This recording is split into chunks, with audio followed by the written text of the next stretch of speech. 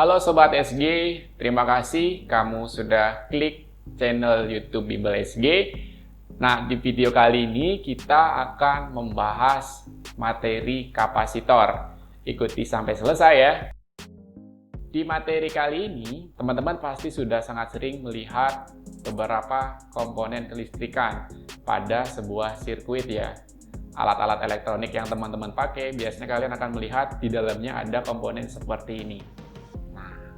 Kira-kira apa saja sih yang perlu kita ketahui? Apa aja sih yang perlu kita pelajari? Nah, ikuti terus sampai selesai. Pernah terbayang nggak teman-teman zaman dahulu kala orang menggunakan radio sebagai sumber informasi? Nah, pada radio ini teman-teman biasanya kan kalau sedang pilih channel akan menggeser-geser bagian tuningnya ya. Teman-teman akan mencari channel yang frekuensinya adalah tertentu yang menjadi channel langganan teman-teman sekalian. Nah, tahu nggak kalau dasarnya sebenarnya ketika teman-teman sedang tuning channel tertentu, yang bekerja di dalamnya salah satunya adalah kapasitor.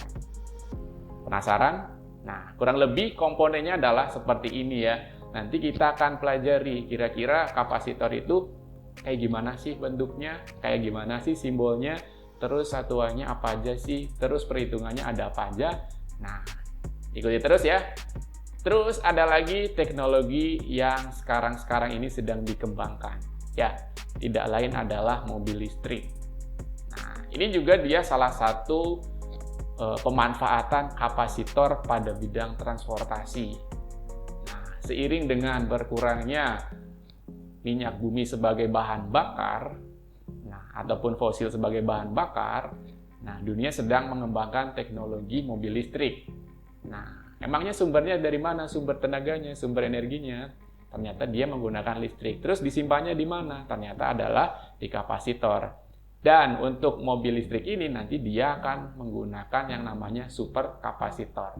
Nah, sebelum kita membahas apa itu super kapasitor, kita bahas yang kapasitornya terlebih dahulu. Oke, siap ya? Nanti di dalamnya komponen superkapasitor adalah seperti ini. Kita bahas yang simple-simple terlebih dahulu. Nah, mungkin tadi kita sudah melihat yang namanya sirkuit pada sebuah perangkat elektronik. Gambarnya seperti ini ya, banyak ya. Ada yang bulat-bulat kecil, ada juga yang lonjong, ada juga yang gepeng, segala macam ya. Bentuknya bermacam-macam, ini untuk kapasitor. Dia berbeda-beda sesuai dengan kebutuhannya. Nah, cuman pada umumnya prinsipnya adalah kapasitor itu adalah dua lempeng konduktor gitu ya, yang sejajar biasanya.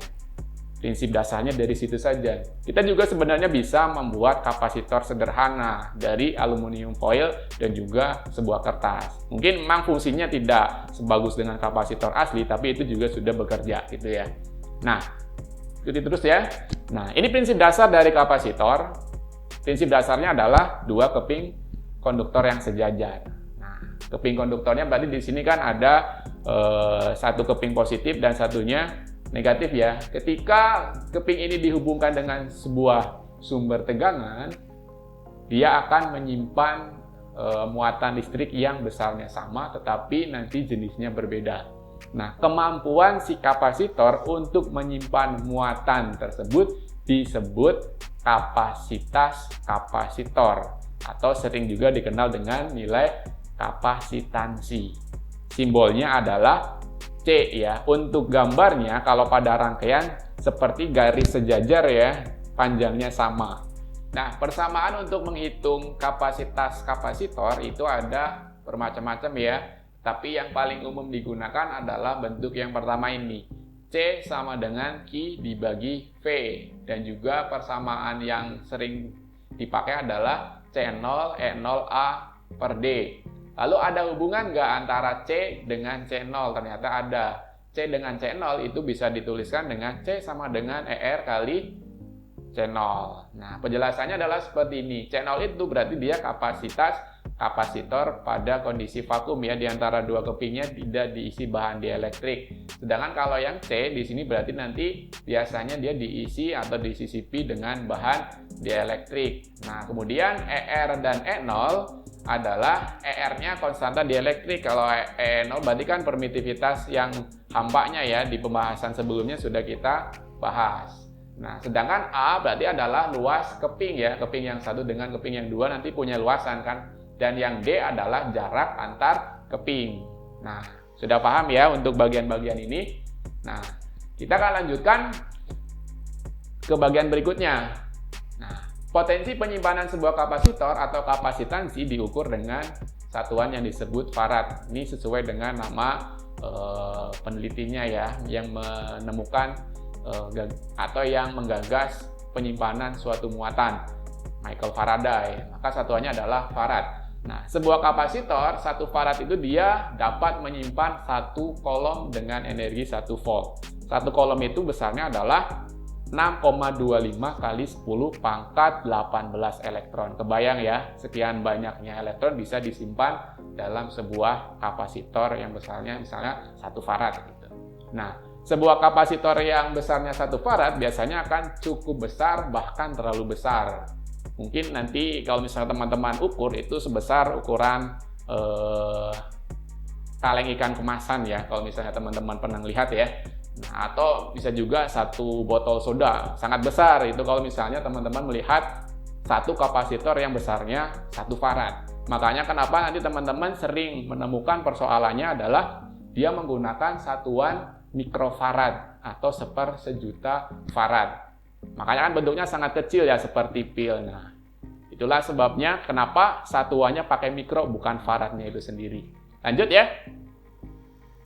Nah, tadi kan kita membahas tentang bahwa kapasitor itu bisa menyimpan muatan. Nah, di dalam muatan tersebut berarti nanti akan tersimpan suatu energi. Besarnya energi kapasitor itu bisa dituliskan dengan beberapa persamaan ya. Minimal teman-teman tahu 3 persamaan dasar yang ini. Yang pertama, W itu adalah setengah dari C dikali V dikuadratkan. Yang kedua, W itu bisa juga setengah dikali Q dikali lagi dengan V. Dan yang ketiga adalah W bisa juga setengah dikali V kuadrat per C. Untuk masing-masing penjelasannya adalah W itu berarti energi yang tersimpan pada kapasitor tersebut. Sedangkan C berarti kapasitas kapasitornya. V adalah tegangan yang menghubungkan kedua keping konduktor pada kapasitor tersebut ya. Sudah bisa dipahami ya teman-teman untuk yang ini. Nah, sekarang kita lanjut ke bagian yang berikutnya, bahwa kapasitor itu bisa disusun, bisa seri, bisa juga paralel. Nah, di bagian yang ini kita bahas yang bagian seri terlebih dahulu. Pada bagian yang seri nanti berarti kan gambarnya seperti ini ya. Ada C1, C2, dan C3 berjejer ya, sejajar. Nah, ini disebut seri. Nah, pada kapasitor yang disusun seri, nanti kapasitas kapasitor penggantinya, gabungan dari ketiganya atau nanti berapa kapasitornya adalah bisa dicari dengan persamaan 1/C total sama dengan 1/C1 tambah 1/C2 tambah 1/C3 dan seterusnya kalau ada banyak ya. Nah, kemudian nanti untuk tegangan totalnya, berarti nanti teman-teman bisa tuliskan bahwa tegangan total dia merupakan gabungan dari tegangan pada kapasitor yang satu antara titik A sampai B ditambah tegangan antara B sampai C atau tegangan pada kapasitor yang kedua dan ditambah lagi dengan tegangan pada kapasitor yang ketiga yaitu antara C sampai D.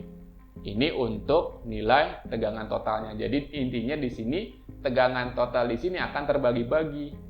Di A sampai B berapa, di B sampai C berapa, di C sampai D nanti berapa. Dibagi-bagi seperti itu ya. Nah, sedangkan kalau muatan total berarti dia nanti adalah sama aja.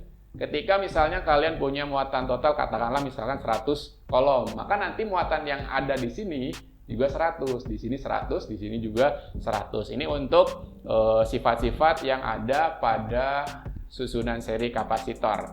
Bisa dipahami ya? Kakak ulangi, untuk rangkaian seri kapasitor nanti yang nilainya sama adalah muatan yang tersimpan pada masing-masing kapasitor. Sedangkan nanti untuk tegangannya adalah akan terbagi ke kapasitor-kapasitor yang ada di sana. Oke, bisa dipahami ya? Baik, kita lanjutkan ke bagian selanjutnya. Setelah tadi kita belajar rangkaian seri kapasitor, kita akan lanjutkan ke bagian rangkaian paralel kapasitor. Nah, sifat-sifat rangkaiannya nanti adalah seperti ini ya. Kalau misalnya pada rangkaian paralel, nanti kan misalkan kamu punya 3 kapasitor ya, C1, C2, dan C3. Nanti muatan yang tersimpan di masing-masing kapasitor kasih nama Q1, Q2, Q3. Dan beda potensial pada masing-masing kapasitornya adalah V1, V2, dan V3. Nanti hubungannya seperti apa untuk C1, C2, C3 dengan C totalnya, kemudian Q1, Q2, Q3 dengan Q totalnya, dan juga V1, V2 dengan V total. Ternyata kalau pada rangkaian paralel, kapasitor itu adalah Q totalnya merupakan gabungan dari ketiga muatan pada rangkaian paralel kapasitor tersebut. Jadi Q totalnya adalah Q1 tambah Q2, Q3. Q1 berarti kan muatan yang tersimpan pada kapasitor yang satu. Q2 adalah muatan yang tersimpan pada kapasitor yang kedua. Dan Q3 berarti adalah muatan yang tersimpan pada kapasitor yang ketiga. Lalu kalau misalnya teman-teman diminta mencari kapasitor penggantinya dari rangkaian paralel tersebut, bisa teman-teman pergunakan persamaan C totalnya adalah C1 tambah C2 ditambah C3. Nah, ulang ya. Untuk C totalnya adalah C1 tambah C2 ditambah C3. Jadi kalau rangkaian paralel, kapasitas kapasitor penggantinya tinggal totalkan saja, seperti itu. Sedangkan untuk nilai tegangannya pada rangkaian paralel, selama di bagian luarnya di sini tidak ada kapasitor lain, nanti dia akan sama dengan tegangan totalnya. Baik di kapasitor yang satu, di kapasitor kedua, ataupun di kapasitor yang ketiga, nilai tegangannya atau beda potensialnya akan sama dengan V total. Bisa dipahami ya? Nah, materi kapasitornya sampai di sini dulu ya. Nanti bakal ada part 2-nya yang ngebahas latihan soal kapasitor mulai dari soal UTBK sampai dengan soal SIMAK UI. Jadi stay tune di YouTube channel Bimbel SG. Sampai jumpa!